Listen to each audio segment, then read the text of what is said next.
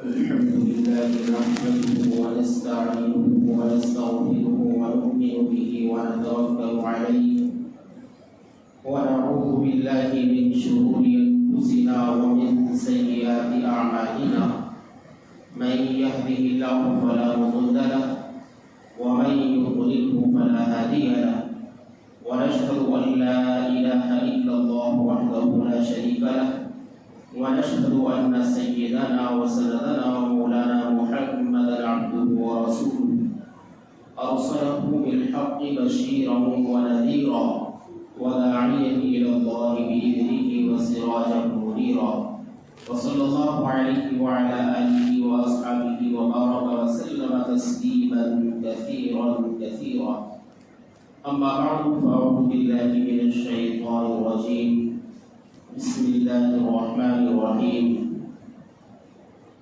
إن المنافقين يخادعون الله وهو خادعهم وقال الله عز وجل إن المنافقين في الدرك الأسفل من النار قال النبي صلى الله عليه وسلم آية المنافق ثلاث إذا حدث كذب وإذا وعد أخلف وإذا اؤتمن خان آمنت بالله صدق الله مولانا العظيم وصدق رسوله النبي الكريم ونحن على ذلك لمن الشاهدين والشاكرين والحمد لله رب العالمين.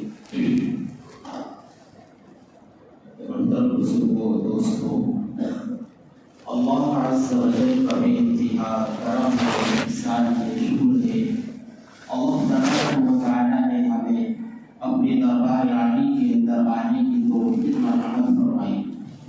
اللہ عز و جل ہمارا نماز کے لیے آنا بے انتہا قبول فرمائے. پیارے بھائیوں بزرگوں دوستوں، اللہ کا فضل ہے کہ اللہ نے ہمیں ایمان والا بنایا ہے. اللہ نے ہمیں ایمان کی دولت سے سرفراز فرمایا ہے. ہم اس بات پر شکر ادا کرتے ہیں اور اس کا اعلان بھی کرتے ہیں کہ اللہ نے ہمیں ایمان والا بنایا ہے. ایمان نام ہے، یقین کو کہتے ہیں کہ دل سے کسی بات پر ٹرش کرنا، یقین کرنا. اور اصطلاح میں کہ اللہ تبارک و تعالی پر، اس کے رسولوں پر، اس کی کتابوں پر، فرشتوں پر، قیامت کے دن پر، عرش و تقدیر پر، موت کے بعد دوبارہ زندہ اٹھائے جانے پر ایمان لانا، اس کو ایمان کہتے ہیں. اسی طریقے سے ایمان کے اپوزٹ ایک چیز ہے کفر. کفر کے معنی انکار کرنا، کسی کو نہ ماننا. اور اصطلاح میں اللہ تبارک و تعالی کو نہ ماننا، رسولوں کو نہ ماننا اور اس کی کتابوں کو، فرشتوں کو ایکسیپٹ نہ کرنا. تو ایمان کی ضد کیا ہوئی؟ کفر ہوئی. تو ایمان والے تو کھل کر اپنا اعلان کرتے ہیں کہ ہم ایمان والے ہیں، ہم مسلمان ہیں. اسی طریقے سے کافر بھی اپنے کفر کا اعلان کرتے ہیں کہ ہم ایمان والے نہیں ہیں، ہم کافر ہیں، ہم جو ہے اللہ کو نہیں مانتے، رسولوں کو نہیں مانتے. وہ بھی اعلان کرتے ہیں. اس کے درمیان میں ایک جماعت اور بھی ہے، یعنی ایمان والے الگ، کافر الگ. اس کے بیچ میں ایک جماعت اور ہے، اس کو منافق کہتے ہیں.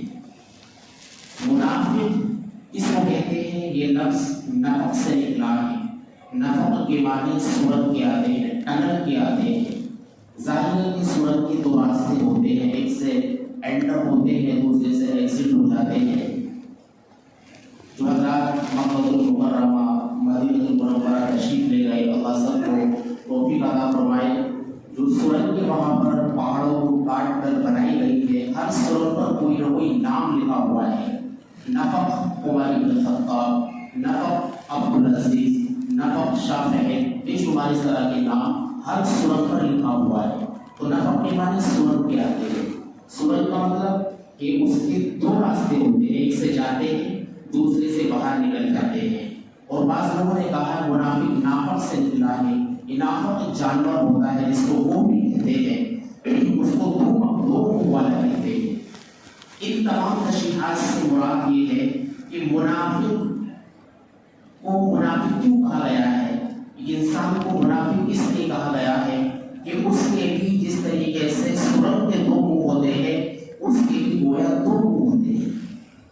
منہ کسی اور طرف ہوتا ہے اور دوسرا منہ کسی اور طرف ہوتا ہے. وہ ایمان والوں کے پاس آتے ہیں تو ان سے کہتے ہیں, قرآن میں اس کا ذکر ہے, وَإِذَا لَقُوا الَّذِينَ آمَنُوا قَالُوا آمَنَّا وَإِذَا خَلَوْا إِلَى شَيَاطِينِهِمْ قَالُوا إِنَّا مَعَكُمْ. کہ مسلمانوں کے پاس آتے ہیں تو کہتے ہیں کہ ہم جو ہے ہم ایمان والے ہیں, تمہارے ساتھ ہیں. اور جب اپنے دوسرے کافروں کے پاس جاتے ہیں تو کہتے ہیں کہ ہم تو انہیں دھوکہ دے رہے ہیں, ان سے مذاق کر رہے ہیں, ہم تو تمہارے ہی ساتھ ہیں. تو منافق اسے کہتے ہیں جس کے ہمارے سامنے ہماری باتیں کر رہا ہے, غیر کی برائی کر رہا ہے, ہمارے سے ہٹا تو دوسروں کی ہماری برائی دوسرے سے کر رہا ہے. تو منافق کی کچھ صفات قرآن نے بیان فرمائی ہے, اللہ کے نبی نے بھی بیان فرمائی ہے. منافق ایک تو اعتقادی ہوتا ہے اور ایک منافق ہوتا ہے عملی ہوتا ہے. قرآن میں جو سورہ بقرہ کے اندر اللہ تبارک و تعالیٰ نے شروع سورت سے لے کر الف لام میم ذالک الکتاب لا ریب فیہ, یہاں سے 5 آیتیں ایمان والوں کے بارے میں بیان فرمائی, ہدی للمتقین کی صفات بیان فرمائی ہے. اولئک علی ھدی من ربہم واولئک هم المفلحون, یہ لوگ ہیں جو ہدایت یافتہ ہیں اور یہی کامیاب ہیں. اس سے آگے 2 آیتیں ہیں ان الذین کفروا سواء علیہم, یہاں سے 2 آیتیں کافروں کے بارے میں بیان فرمائی ہے کہ ان کو ڈرایا جائے یا نہ ڈرایا جائے. جو کافر ہیں یہ ایمان نہیں لائیں گے, لا یؤمنون ختم اللہ علی قلوبہم, اللہ نے ان کے دلوں پر مہر لگا دی, وعلی سمعہم ان کے کانوں پر مہر لگا دی, وعلی ابصارہم ان کے آنکھوں پر مہر لگا دی, ولہم عذاب عظیم, ان کے لیے اللہ کی دردناک عذاب ہے. 2 آیتیں کافروں کے بارے میں, شروع میں 5 آیتیں ایمان والوں کے بارے میں بیان فرمائی. اس سے آگے تقریباً 13-14 آیتیں منافق کے بارے میں اللہ نے بیان فرمائی. وَمِنَ النَّاسِ مَن يَقُولُ آمَنَّا, کہ کچھ لوگ ایسے بھی ہیں جو کہتے ہیں ہم ایمان لائے آمنا اللہ پر اور آخرت کے دن پر, وَمَا هُمْ بِمُؤْمِنِينَ, حالانکہ وہ ایمان نہیں لائے. يُخَادِعُونَ اللَّهَ وَالَّذِينَ آمَنُوا, وہ اللہ کو دھوکہ دے رہے ہیں اور حقیقت میں وہ خود کو دھوکہ دے رہے ہیں. یعنی کہ ایمان والوں کے بارے میں 5 آیت کے کافروں کے بارے میں 2 آیتوں, منافق کے بارے میں تقریباً 13-14 آیتیں بیان فرمائی ہے. یعنی کہ کتنی گندی صفت ہے کہ ایک آدمی کافر کھل کے اعلان کر رہا ہے کہ میں کافر ہوں, ایک ایمان والا ہے کھل کر اعلان کر رہا ہے میں ایمان والا ہوں, لیکن جو منافق ہے اس کا کسی کو پتہ نہیں چل پا رہا ہے یہ ہے کدھر, ادھر ہے یا ادھر ہے. یہ صفت اللہ کو بالکل پسند نہیں ہے کہ تم چاہو کھل کر اعلان کرو نا اپنی بات کا, یہ کیا کہ ذرا سی دیر میں ادھر اور ذرا سی دیر میں ادھر, یہ صفت اللہ کو بالکل ناپسند ہے. اور اس صفات والے کے بارے میں اللہ نے کیا فرمایا, ان المنافقین فی الدرک الاسفل من النار, منافق جو لوگ ہوں گے اللہ جہنم میں انہیں سب سے نچلے درجے کے اندر رکھے گا. یعنی اتنا غضبناک ہے اللہ کے لیے وہ منافق آدمی کہ اللہ نے سب سے نچلے درجے میں اس کو رکھا. کافر بھی اوپر کے درجے میں ہوں گے, عیسائی بھی اس سے اوپر کے درجے میں ہوں گے, اور یہودی بھی اس سے اوپر کے درجے میں ہوں گے, مشرکین ستاروں کی پوجا کرنے والے یہ سب اس سے اوپر ہوں گے. سب سے اوپر تو جہنم میں ایمان والے ہوں گے. تو سب سے جو نچلا درجہ جس کو احادیث میں حاویہ بلکہ فأمہ حاویہ قرآن کے اندر ذکر ہے, سب سے نچلے درجے کے اندر اللہ نے منافق کو رکھا ہے. یہ جو منافقت کرتا ہے تو منافق ایک تو اعتقادی ہوتا ہے کہ بالکل ایمان نہیں رکھتا, اور ایک منافق ہوتا ہے عملی اعتبار سے. وہ اللہ کے نبی کے زمانے کے اندر یہ اعتقادی منافق ہوا کرتے تھے کیونکہ اللہ کے نبی کے پاس تو وحی آتی تھی, اللہ کے نبی کو بتا دیا جاتا تھا کون منافق ہے اور کون نہیں ہے. لیکن ابھی کے وحی کا زمانہ نہیں ہے, پیغمبر آخری پیغمبر تھے, تو اللہ کے نبی نے کچھ نشانیاں بتائی ہیں عملی اعتبار سے کہ جس کے اندر عمل کے اعتبار سے یہ چیزیں ہو وہ آدمی منافق ہے, عملی منافق ہے. اس کے بارے میں اللہ کے نبی نے حدیث بیان فرمائی, آیت المنافقین ثلاث, کہ منافق کی 3 صفات ہیں, 3 نشانیاں ہیں. منافق آدمی کی 3 نشانیاں ہیں. اذا حدث کذب, جب وہ بات کرتا ہے تو جھوٹ بولتا ہے. پہلی نشانی کیا بیان فرمائی کہ جب وہ بات کرے گا جھوٹ بولے گا. ان المنافقین لکاذبون, قرآن میں بیان فرمایا کہ منافق لوگ جو ہوتے ہیں وہ جھوٹ بہت بولتے ہیں. ہم جھوٹ کا مطلب صرف یہی سمجھتے ہیں کہ بس کسی سے واقعے کے خلاف کوئی بات بیان کرتے ہیں یہ جھوٹ ہے. نہیں, جھوٹ کا دائرہ بڑا وسیع ہے. تجارت کے اندر لوگ اس قدر جھوٹ بولتے ہیں جھوٹ بولتے ہیں کہ یہ چیز کتنے کی ہے، اس سے کمی کہیں نہیں ملے گی، حالانکہ مل سکتی ہے، پوسیبل ہے، تو یہ جھوٹ ہو گیا۔ یا اپنے مال کی حد سے زیادہ تعریف آپ نے کر دی، جو صفات اس کوالٹی اس مال کے اندر ہے بھی نہیں، اس سے زیادہ آپ اس کی تعریف کر رہے ہیں، تو یہ جھوٹ ہو گیا۔ میرا بتانے کا مقصد یہ ہے کہ جھوٹ کا دائرہ بڑا وسیع ہے۔ تو اللہ نے بھی بیان فرما رہے ہیں اذا حدث کذب، کہ منافق کی ایک علامت یہ ہے کہ جب وہ بات کرتا ہے تو جھوٹ بولتا ہے، یعنی اس کی باتوں میں جھوٹ ہوتا ہے، یہ منافق کی علامت ہے۔ دوسری اللہ کے نبی نے یہ نشانی بیان فرمائی وَإِذَا وَعَدَ أَخْلَفَ، کہ جب وہ کوئی وعدہ کرتا ہے تو وعدہ خلاف ہی کرتا ہے۔ ہم میں کتنے لوگ ہیں جو صبح سے لے کر شام تک کتنے وعدے خلافی کرتے ہیں، کسی سے وعدہ کر لیا تو اس کو پورا نہیں کرتے، یا آپ کا کام کل ہو جائے گا اور پتہ لگا کہ بھول گئے، آدمی چکر کاٹ رہا پریشان ہو رہا ہے۔ بے شمار جگہوں پر آفسوں میں تجارتوں میں اس طرح وعدے خلافی دن صبح سے لے کر شام تک بے شمار کرتے ہیں۔ تو فرمائے کہ دوسری صفات یہ ہے کہ جو وعدہ کرتا ہے وہ اس کی وعدہ خلافی کرتا ہے، یہ منافق کی علامت ہے۔ اللہ کے نبی نے ان چیزوں پر کس قدر خاص لحاظ کیا، واقعہ لکھا ہے ابو داؤد شریف کے اندر آتا ہے، روایت ہے کہ اللہ کے نبی سے کسی آدمی نے کوئی وعدہ کیا اور یہ کہا کہ میں بھی آتا ہوں، غالباً نبوت سے پہلے کا واقعہ ہے۔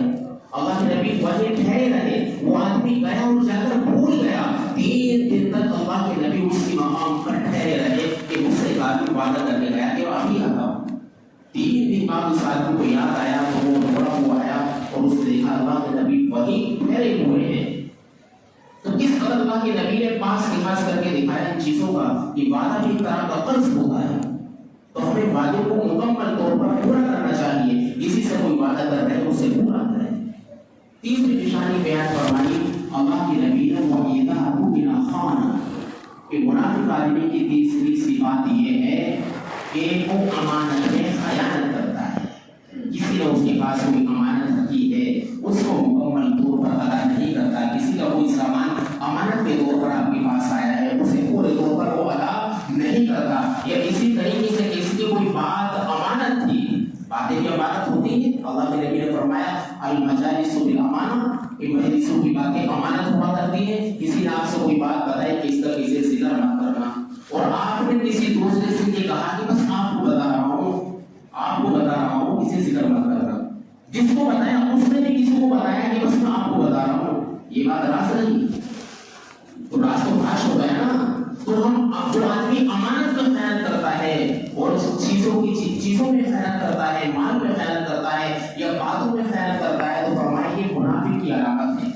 یہ بھی کیا ہے؟ منافق کی علامت ہے کہ اس کے پاس کوئی امانت رکھی جائے، چاہے وہ بات کی شکل میں ہو، اشیاء کی شکل میں ہو، تو اس میں وہ خیانت کرتا ہے، تو یہ منافق کی صفات ہے۔ اور ایک حدیث میں جو ہے ایک الفاظ کا اور اضافہ ہے چھوٹی قسم کا، وَإِذَا خَاصَمَ فَجَرَ، یہ منافق کی قسم یہ بھی ہے کہ جب اس سے کسی سے کوئی معاملہ ہو جائے، کوئی جھگڑا ہو جائے، تو یہ گالی گلوچ پر ہوتا رہتا ہے، یہ جہالت پر پرانا جاتا ہے، یہ منافق کی علامت ہے۔ ذرا سا کوئی معاملہ ہوا تو یہ جہالت پر آ گیا، گالی گلوچ پر آ گیا، تو یہ منافق کی علامت ہو گئی۔ ہمارے کسی کو خاص نہیں ہو، اختلاف ہو جائے تو اس قدر ایک دم سے ننگا نہیں ہونا چاہیے کہ کپڑے آدمی اتار دے، گالی گلوچ پر آ جائے اور تیری ماں کی اور تیری بہن کی دنیا بھر کی خباثتیں منہ سے بولنے لگے، تو فرمایا منافق کی صفات ہے کہ جب کوئی جھگڑا سا ہو جائے، کہاسنی ہو جائے، تو فوراً یہ آدمی گالی گلوچ پر اتر آئے گا، یہ منافق کی صفات ہے۔ تو اللہ تبارک و تعالیٰ کو یہ صفات بالکل پسند نہیں ہے، اور اللہ کے نبی کو تو حضرت حذیفہ بن یمان کو اللہ کے نبی نے مدینے کے تمام منافقوں کی ایک فہرست تیار کر کے دے رکھی تھی۔ حضرت عمر رضی اللہ تعالیٰ عنہ کو اتنا اپنے بارے میں خوف تھا کہ حضرت حذیفہ سے کئی مرتبہ معلوم کیا کہ تمہارے پاس جو فہرست ہے تقریباً 300 سے بھی زیادہ لوگوں کے اس میں نام تھے، اور اتنے وثوق سے حضرت حذیفہ کو بتا رکھی تھی کہ بعض صحابہ یہ دیکھتے تھے کہ کسی کا انتقال ہو گیا کہ اس کی نماز جنازہ حضرت حذیفہ پڑھ رہے ہیں یا نہیں پڑھ رہے ہیں، اگر وہ نہیں پڑھ رہے تو اندازہ لگایا کرتے تھے یہ آدمی منافق تھا۔ اتنی وثوق سے اللہ کے نبی نے ان کو یہ فہرست دے رکھی تھی۔ حضرت عمر نے بار بار پوچھا کہ وہ فہرست مجھے دکھاؤ، کس کس کے نام ہے؟ انہوں نے کہا یہ راز کی بات ہے، میں آپ کو نہیں بتا سکتا. اللہ کے نبی کا وصال ہو جاتا ہے اور ابوبکر صدیق رضی اللہ تعالیٰ عنہ کا زمانہ آتا ہے. پھر آپ معلوم کرتے ہیں کہ وہ فہرست مجھے بتاؤ نا کس چیز کے اس میں نام ہے, لیکن وہ کہتے ہیں کہ نہیں یہ راز کی بات ہے. خود حضرت عمر کا زمانہ آ جاتا ہے, آپ امیر المؤمنین ہیں, اب امیر المؤمنین کی حیثیت سے معلوم کرتے ہیں حذیفہ کو فہرست مجھے تو بتاؤ کس چیز کو اس کے اندر نام ہے. تو آپ نے پھر بھی انکار کر دیا کہ یہ راز کی بات ہے, اللہ کے نبی نے منع کیا تھا, میں آپ کو نہیں بتا سکتا. تو آخر میں حضرت عمر نے یہ کہا کہ ٹھیک ہے تم بالکل مجھے وہ فہرست نہ بتاؤ, لیکن کم از کم مجھے اتنا بتا دو کہ اس فہرست میں عمر کا نام تو نہیں ہے, اس فہرست میں میرا نام تو نہیں ہے. یہ ذرا تو بتا سکتے ہو نا کہ میرا تو نام نہیں ہے. کون کہہ رہے ہیں؟ حضرت عمر رضی اللہ تعالیٰ عنہ, جن کے بارے میں اللہ کے نبی نے فرمایا لو کان بعدی نبی لکان عمر, کہ میرے بعد کوئی اگر نبی ہوتا تو عمر ہوتا. اور الحق ينطلق على لسان عمر, کہ عمر کی زبان پر حق بولتا ہے. جنہیں جنت کی بشارتیں دنیا کے اندر دے دی گئی, جو اللہ کے نبی کی دعاؤں سے ایمان میں داخل ہوئے تھے, انہیں اپنے سورہ خاتمے کا نفاق کا اتنا فکر تھا, اتنی فکر تھی کہ ان سے یوں کہہ رہے ہیں کہ کم از کم اتنا تو بتا سکتے ہو کہ میرا تو اس کے اندر نام نہیں ہے. تو کتنی علامتیں جو اللہ کے نبی نے بیان فرمائی, کتنے لوگوں کے اندر, ہم لوگوں کے اندر یہ صفات موجود ہوتی ہیں. تو ہمیں ان صفات سے توبہ کرنی چاہیے, عبادت خلافی بالکل نہ کریں, جھوٹ کو بالکل ملائکہ کر دیں. اللہ کے نبی سے معلوم کیا گیا کہ کیا مسلمان جو ہے جھوٹ بول سکتا ہے, کہ سارے گناہ کر سکتا ہے, مسلمان جھوٹ نہیں بول سکتا. المؤمن لا یکذب, مسلمان جھوٹا نہیں ہو سکتا. ہم میں سے کتنے لوگ صبح سے لے کر شام تک کس قدر جھوٹ بولتے ہیں, کتنے وعدے خلافی کرتے ہیں, کسی سے کوئی معاملہ کر لیا, طے کر لیا, سودا کر لیا, پھر اس کو بدل گئے, وعدے خلافی کر دیتے ہیں, سامان کو کسی اور کو بیچ دیا, کسی اور سے وعدہ کر لیا. تو صبح سے لے کر شام تک اپنی زندگی پر ہم غور کریں کہ تجارت کے اندر, کاروبار کے اندر کس قدر ہم دھوکہ دھڑی سے کام کرتے ہیں. یہ منافق کی علامتیں ہوتی ہے. تو اس لیے میرے بھائی بزرگوں, دوستوں, ہمیں ان صفات سے توبہ کرنی چاہیے, اور جو ہے اللہ کے حضور ایک اور پکے اور سچے مسلمان بن کر زندگی گزاریں, ایک دوسرے کے لیے خیر خواہ بن کر زندگی گزاریں. ہماری ذات سے کسی کو تکلیف نہ پہنچے, دوسرے کی ہمیشہ خیرخواہی کریں, کسی کی ہمیں بدخواہ, کسی کا بدخواہ نہیں ہونا چاہیے. اپنے مومن بھائی کا اکرام کرنا چاہیے, اس کا احترام کرنا چاہیے, اور ان تمام صفات کو اپنے دل سے بالکل ہمیشہ کے لیے نکال دینا چاہیے. اللہ تبارک و تعالیٰ ان رسول سے زیادہ نیک اعمال کی توفیق عطا فرمائے. دعا دعوانا الحمدللہ رب العالمین.